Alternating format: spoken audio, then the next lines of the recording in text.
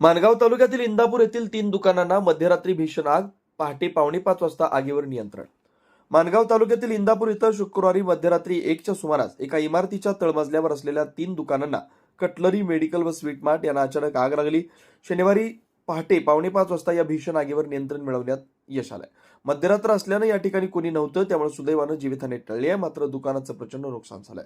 आगीचे व धुराचे लोळ सर्वत्र मोठ्या प्रमाणात पसरलेले होते. ही घटना लक्षात येता स्थानिकांनी आग विझवण्याचा प्रयत्न केला. तसेच अग्निशमन दल व सह्याद्री वन्यजीव रक्षणार्थ सामाजिक संस्था यांना त्वरित माहिती देण्यात आली.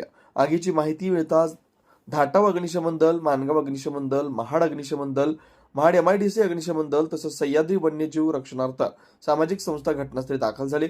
4 आग बंब यांच्या साह्यानं सुमारे 4:45 वाजता आग आटोक्यात आणण्यात यश आलंय.